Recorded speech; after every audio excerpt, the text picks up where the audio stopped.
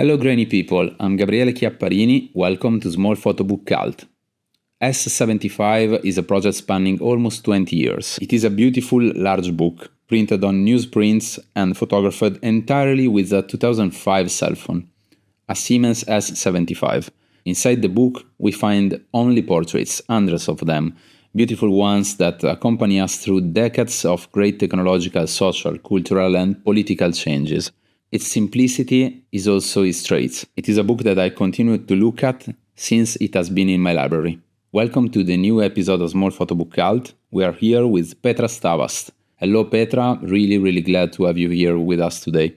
Ciao Gabriele, thank you for having me. I'm honored. It's a great pleasure and I'm really curious to hear from you about S75. If you want, you can start introducing the project and I can start flipping through the pages. Okay, this is merely an archive of pictures that I made with my first mobile phone, the S75. It was never on the market, so it's just a test phone. I have so much to say, I don't know.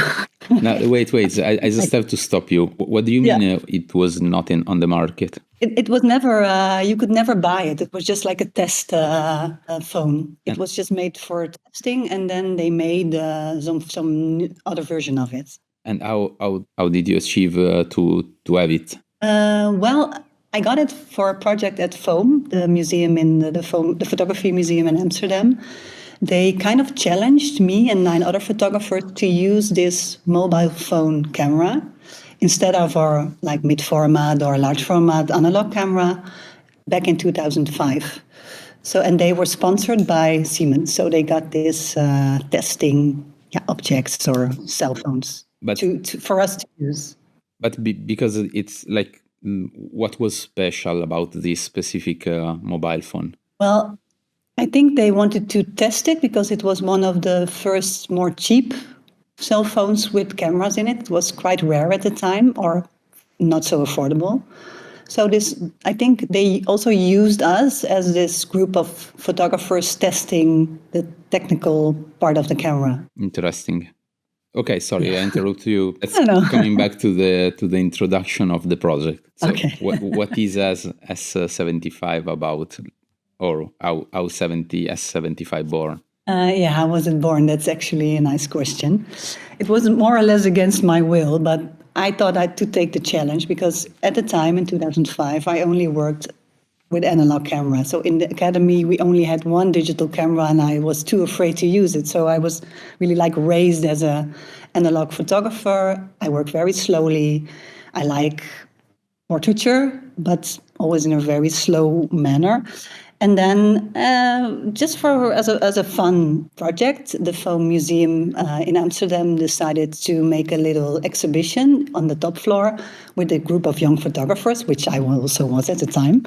So 10 photographers were challenged for 2 months to leave aside their analog equipment and use the cell phone as a camera. And I was a bit afraid, but I thought, okay, why not accept the challenge? But then I immediately thought to go against this quick use of what the cell phone is meant, or cell phone with the camera is meant for, and to try to use it as I would use my own analog camera. So to really slow it down and to make classic portraits.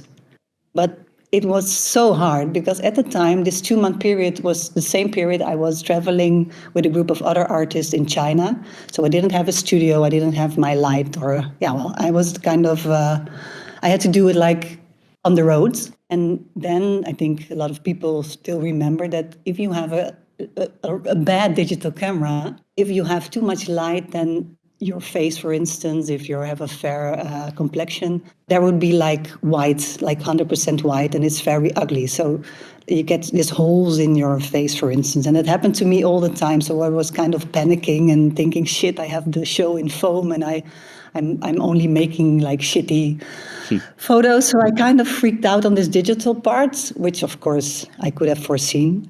So I went to this place in a library where it was almost dark. And then I learned that I could make photos almost in a dark situation and then it would be okay. So I learned to kind of use the external factors to make this image. So in the end, after 2 months, I only had 2 portraits that I thought were nice. And I was kind of relieved that I could like hand back the phone, and I thought this was it. And I could go back to my analog equipment and be happy forever. But the thing kind of grew on me. and then I thought, oh, wow, now I've spent 2 months, and with like a lot of effort, I made 2 photos, but now I know how to use it. And then I was back in Amsterdam. I had a dark room, which of course is a dark environment I can control. And I called the Siemens factory and I explained, because we had to hand in the phones. I explained to them, well, I kind of love it actually. Can I maybe get it back? And then they just sent me 3 actually. So I have 3 of the Siemens S75, but I only used 1 still. 2 are still in their like original wrappings. So I kind of got to love the phone camera. It's really like the total opposite way of working than I normally do, because normally or mainly I work on like long-term or documentary projects where I have to wait for people, I have to get collaborations, I dive into text, into history, very layered, very slow, like little photography actually. I mean, in one of my previous projects, maybe like 5% of the time was actually making photos, I think even less.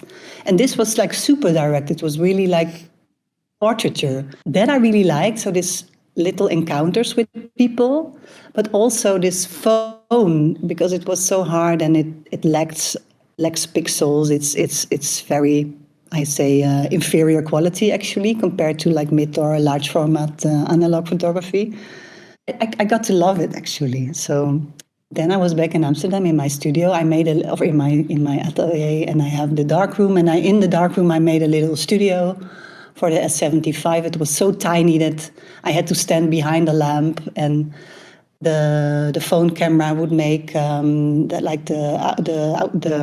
anyway, people had to sit still for quite a long time, and I was behind the lamp. So they were more or less in this dark environment with little light, not seeing me, just hearing like this little beep of the camera, the phone camera. So there was this magical encounter, and everybody was very quiet. And I really loved the process. It was almost like an addiction. So then, from that point on, everyone that was in my studio, and I shared a studio with 9 other artists, so even also their friends or colleagues or students or my interns, or sometimes my family came over or friends, I would all drag them in the dark room and ask them, can I take your portrait? And it was so direct, and it was so fluent, and it was so, like I said, like the total opposite of this documentary practice that I also had. It was so nice to sometimes escape and really spend time with photography instead of just like organizing things and waiting for people. So from that point on, so quite early in my career, actually, I always had this like 2 ways of working. So I had the S75 in the darkroom, and then this long-term documentary projects on the other hand. So sometimes it felt a bit schizophrenic, but I kind of needed both, I guess. I really sometimes miss making photos in this other way of working.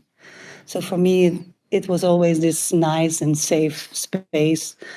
And along the way, I made this archive of people that were in my direct surrounding. And then I went to Canada for a residency, and I took the phone and the lamp and everything with me, because by that time I learned that it was also a really nice way of getting to know people, because I'm not the person that would like just step up to someone and say, hey, I'm Petra, I would like to get to know you, but I want to, but I don't know how to. So this phone camera, which of course it's quite funny, because you ask someone, can I take your portrait? And then they suddenly in this dark space, not seeing the photographer with his phone glued to a tripod with all these funny colors of tape over the years.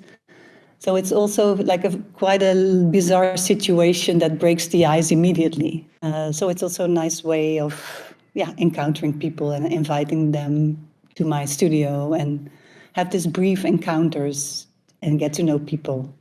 So yeah, it also helped me to overcome this fear of asking people to come in my studio, for instance. It's a really interesting story, and it's also a bit weird. Like normally, I think a lot of people, as a photographer, you think you are more in the right position when you are able to show a professional camera. But in your case, it's completely the opposite. You were pushed to invite people for portraits because of this phone and because it was, just a phone. It's really, I can understand there is something magical in this process. What I really like is that it's so low key and people start laughing immediately. So the sphere is almost always very light, even though the portraits aren't, because it's in this dark situation. Like I would never come up with a dark background, for instance.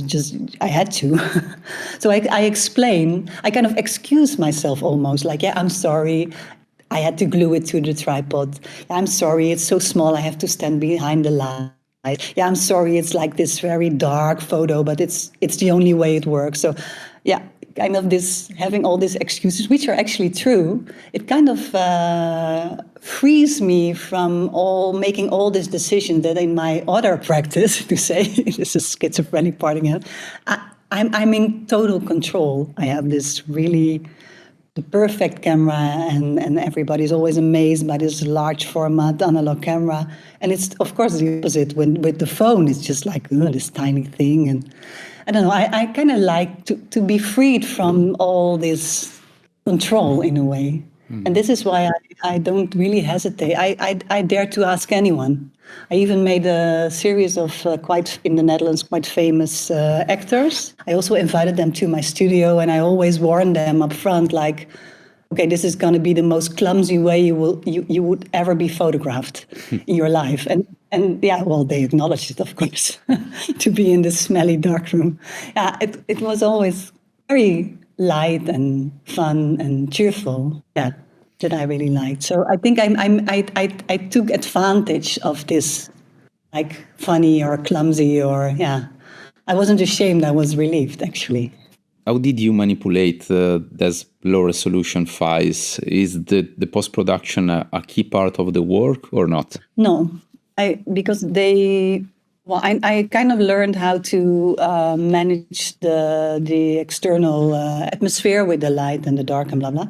And then the camera reacts very strange to clothing or skin tone or whatever. So it makes this like total new, I don't know, density, or it just does whatever it wants because it's like totally automatic. And I left it like that. So the only thing we added is choosing the paper, which is also inferior quality. It's printed on a newspaper printer, with a newspaper printer actually. So it was really in this, it was really printed on a newspaper, in a newspaper print. Hey, Jesus. Sorry again. Sorry if I get nervous. I start laughing. Okay, so I will go back to the question of the manipulation. So, okay. No, but I think it's perfect. I love it in this way. You were saying that you decide to print in the newspaper paper, right? Yeah. And I think it's amazing. Like the book itself, the portraits are, as we said before, something that you were, it seems to be like easy portraits with a phone and everything, but I found all the portraits really deep. And with the newspaper paper, it's also add something more deeper. It seems to me that this book creates a kind of bridge between objects and medium, like the paper, the newspaper paper that was used to be believed in at that time when you started in 2005, because it was the paper of the newspaper, the news, and the images that are quite real in the same way, without no post-production, no 100,000 of megapixel. It's look both really honest together. At first, I remember that one of the first photos I ever saw made with a mobile phone was in a paper, actually. There was this politician killed in the Netherlands, and one of the first people at the scene was someone with a mobile phone. So I remember I was doing my master's, and we also discussed it in class. But I thought it was really beautiful because it was this really grainy photo on this really like inferior paper. So that was always for me this reference of this mobile phone photography. So you would be there like first at the site. So more like in a journalistic way. So this newspaper paper always stuck in mind in relation to this phone camera photos. But it was actually the publisher that made a poster. When I started, I made this little catalog, and ROMA Publications saw it and they adopted it. So I already printed it, and then they put a stamp and said, it's a ROMA publication. Of course, I was super happy. And then they made an exhibition, and they wanted one of the photos to be in a poster. And then he picked the newspaper print. And it worked like magically because it was really enlarged, so you could really see the pixel. But because of the paper, it's really like sucking the ink, especially with all the black. And then the pixel becomes like fluent again. So it really sucks in this paper, and it becomes, instead of a square pixel, it becomes more like a round pixel, and it gets this like painting feeling to it. Sounds really corny now how I explain, but it looked really great. So then I always knew if I want to make a book, if I stick to this, I thought that at that time the phone will die in a few years, but it's still alive. But I always thought to stop the project when the phone dies. But then after 20 years, the phone was still working, and then we decided to make a book. But I always knew that the newspaper print would be perfect. So you are keep doing the project? Yeah, kind of. I never stop, but when is the time to make the book? Well, in this case, it could be going on forever, probably. I must say that every time now I turn on the phone, it keeps me like anxious, waiting for sometimes 10 minutes before it gets alive. But so I think the end is near. But yeah, I'm still using it. Yeah, this addiction is still there. Yeah. I still love to have this one-on-one encounters with people, and to also extend my personal archive. Even though I don't invite my friends or family, if they happen to be here, I would ask, but I would never invite them here. So it's really also more like coincidental encounters I have here in my atelier. And here we have the phone. Yeah. So I glue it to a tripod with, I use a little camera that I have, and I have all these funny colors of tape attached to it. And because it has to be on a tripod, now I come up with the name, the self-timer. That was what I wanted to say in the beginning. It has, the camera lacks any, like you cannot, it doesn't have any settings actually, but it does have a self-timer, which I think is magical. So I use the self-timer for 10 seconds. So this is what I meant. So you are in the dark, people are in the dark, or almost in the dark, and they hear the little like 10-second beep. And even though I tell them that within this 10-second beep, you can move around or, I don't know, can do anything. You don't have to sit still, but it's like this natural thing that people do. So that also adds to how they are posing in a way. I don't ask them anything, just sit and see what happens. But they kind of set themselves for 10 seconds, even though they don't have to. But yeah, so that's the only setting that the camera has, and it's really in my effort. Yeah. And speaking about the design, it's looked like you force the file of this phone, because the book is quite big. It's, I think, almost the size of Dog Breath of Matthew Genitempo, that is shot with, large format camera. And you have these really, really big portraits.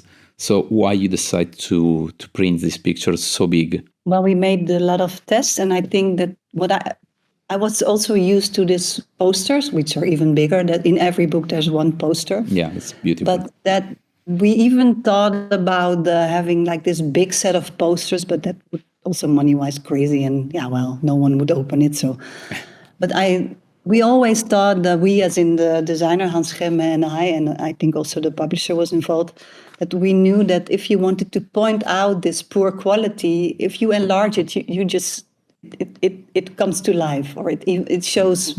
It shows. And also, if you have like a newspaper, of course, it's not as big as a newspaper, but we always had this mutual idea of that it had to be quite large. So we were looking for not too large, not too clumsy, because I have a lot of books, and if they're too big, it's not a good thing. But I think we pushed it to what we thought was not too big, but still quite big, so you can really see what's happening with the paper and the poor quality of the image. Yeah, so poor paper and poor quality of the images together create an amazing object that is something really, I don't know, beautiful.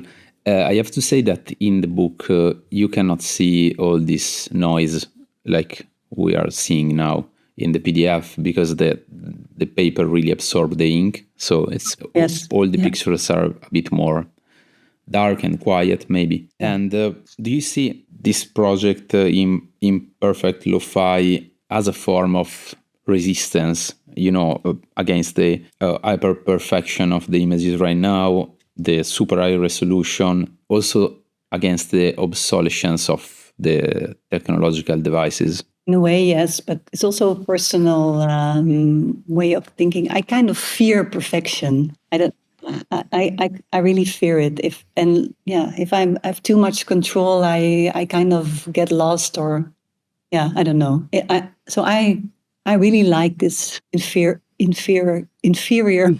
quality. I think in the same way, a lot of people like Polaroid, which is also like having this revival. There are some similarities, I guess. Yeah, I don't want,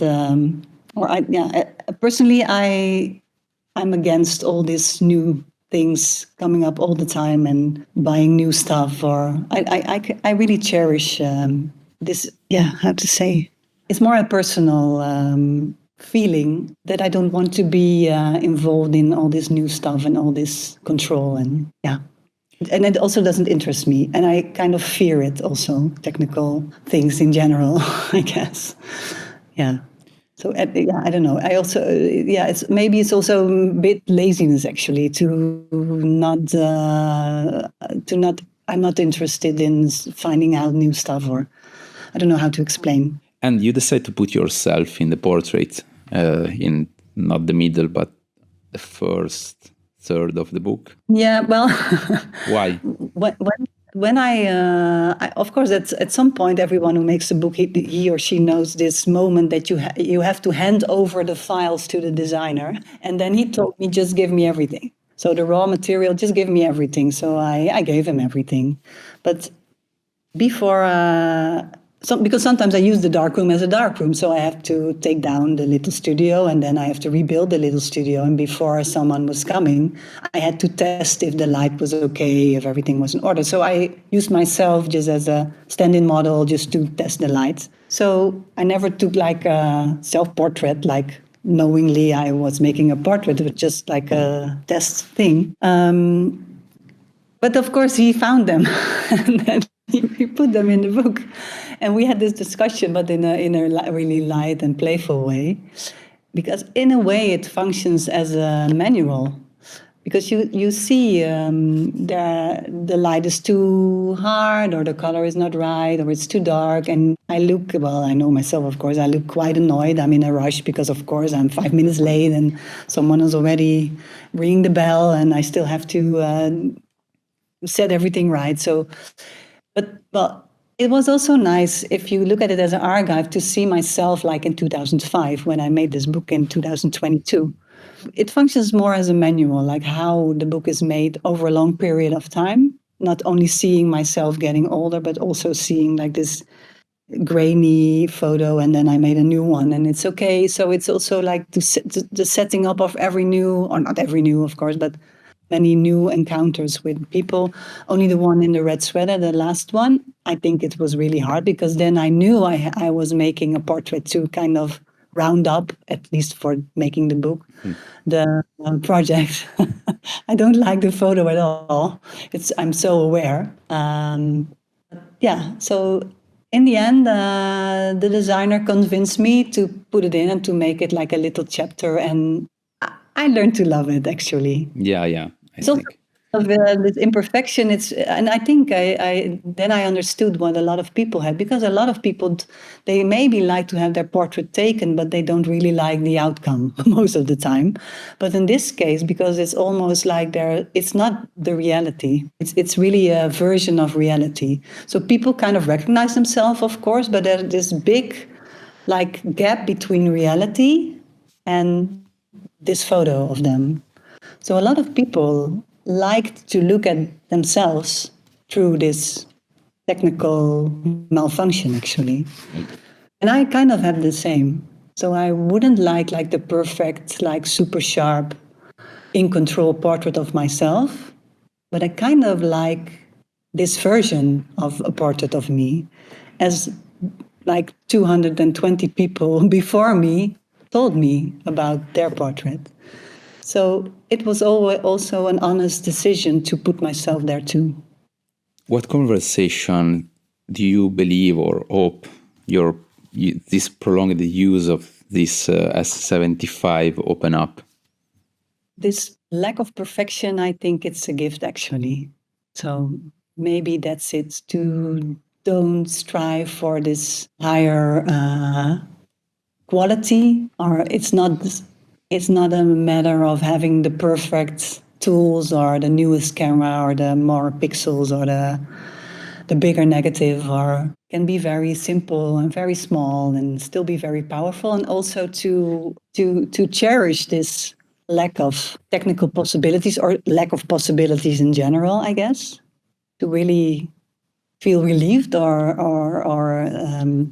relieved to not be in control. I think it's somewhere in that spectrum that I hope that people can also relax a bit and leave things to external conditions and not be in control. Or How many pictures did you took each time? Maybe eight, maybe 10, but around 8. I don't know. I always work with like 10 films on 10 photos on a film. So maybe it's like this automatic thing, I guess, that I do. An automatic limitation. I think so. Yeah. I mean, it feels natural. Like I think 8, average of 8. Yeah, really little actually. Yeah. But all the portraits seems to be really, they're really beautiful. There are some portraits that you decide not to use, or these are all the portraits that you made? No, I made a selection. Yeah. And I don't know how to explain. Yeah, of course, I made the selection from this 8 from a person. Sometimes I put more, like a diptych but I also skipped people.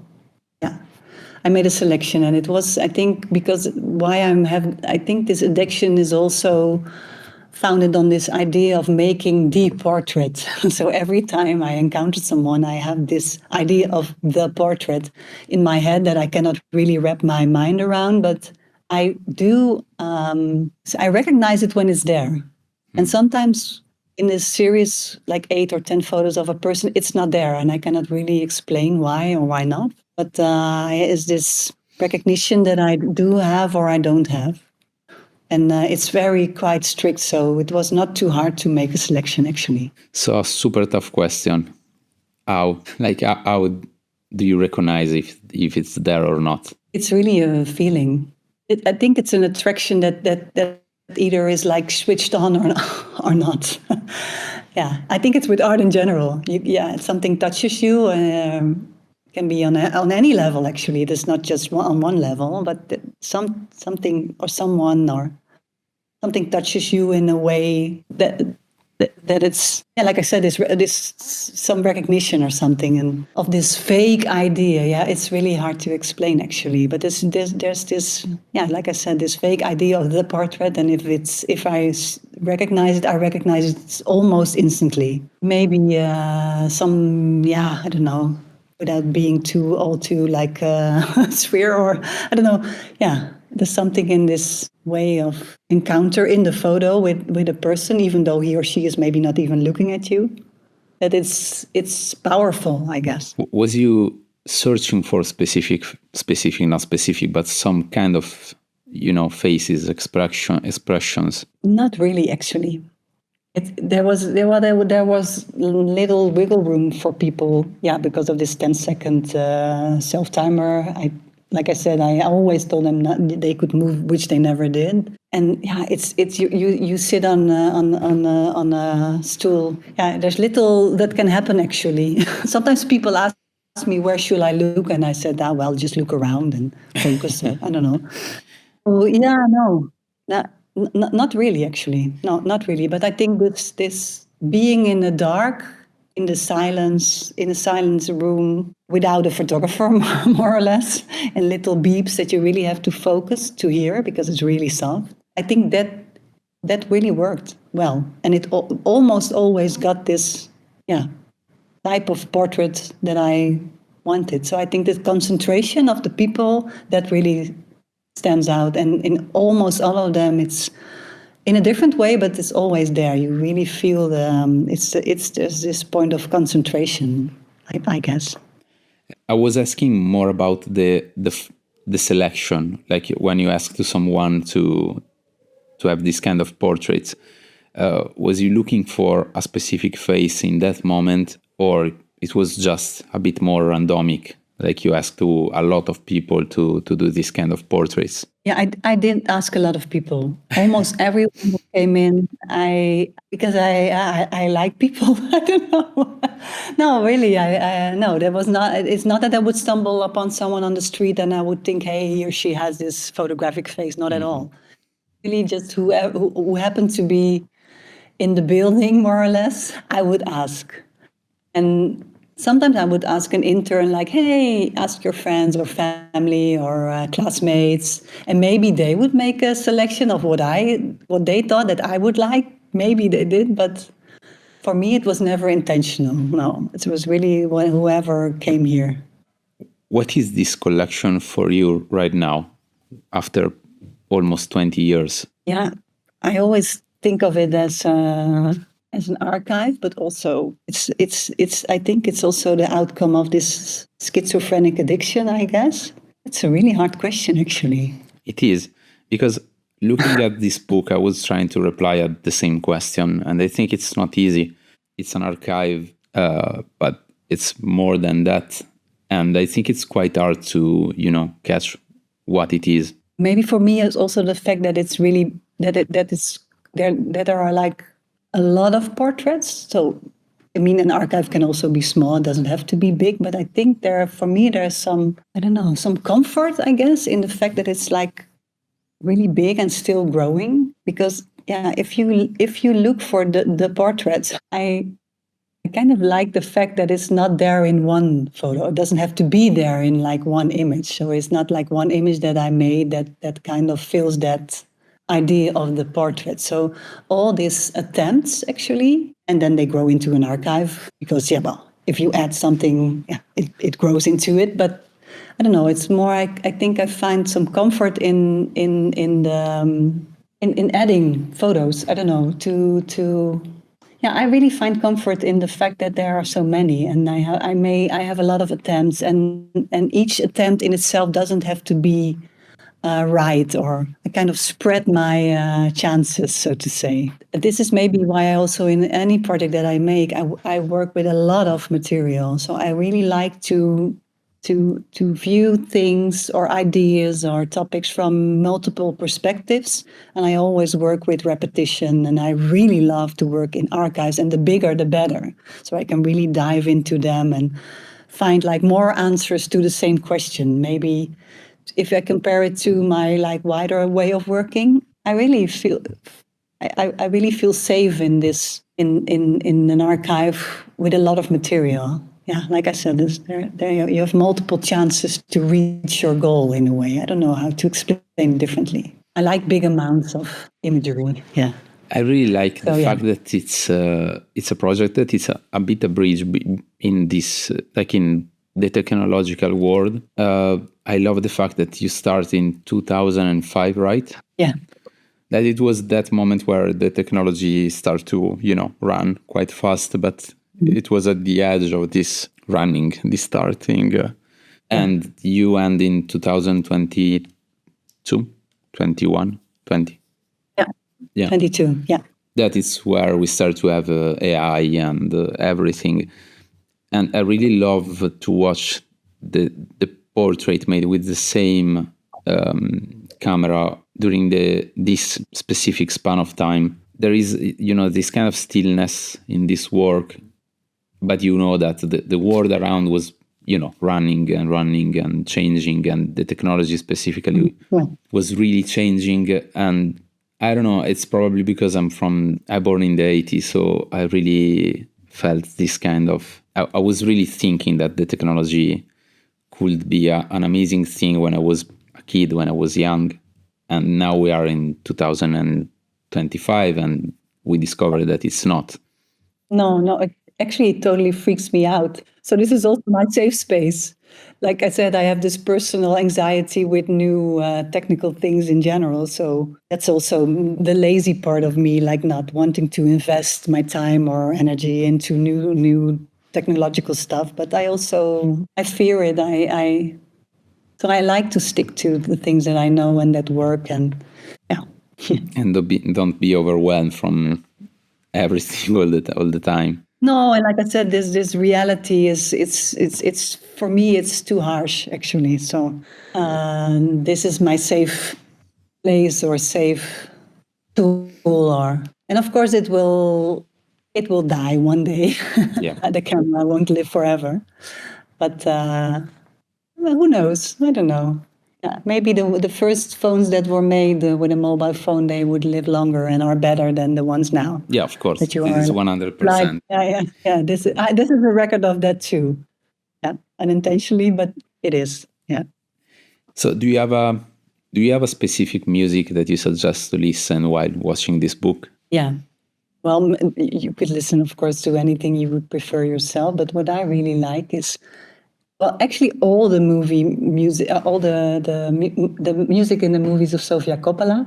I really like the fact that it's the music can be totally different, like artist or a genre or even date of production or whatever. But still, there's this common thing that weaves them all together, and that I really like. Like Lost in Translations, for instance, you have like this really rhythmical, really slow, or also really poppy, so it goes like everywhere, but still there's a connection that it's really hard to point out, but it's there.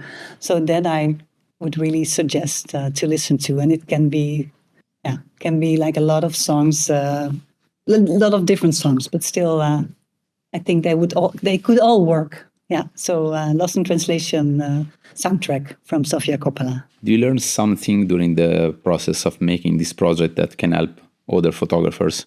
Yeah, a lot, actually. But to be patient, I guess that's so. Don't rush it. I think that's the main thing that that sums it up. So yeah, take your time. And the very, very last question, can you suggest us a book to have in the podcast in the future?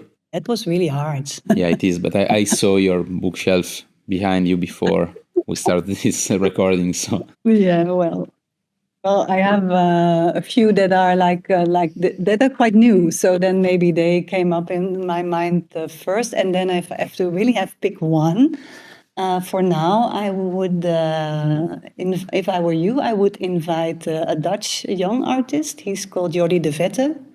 He made a book with ROMA recently, and it's called Contouren. And it's Dutch word, but it's contours. And for me, it's really puzzling work. I would love to hear him speak about it, because for me, it's the world that he photographs is quite familiar. I think is even maybe places that I even encountered for real, just like without noticing it.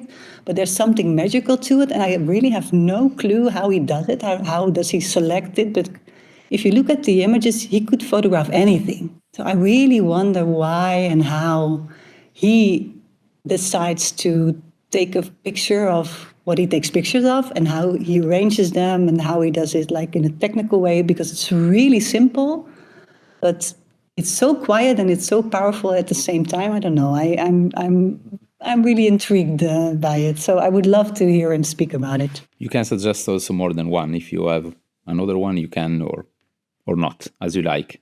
Oh, wow, don't get me started. Okay. A second, okay, a second one.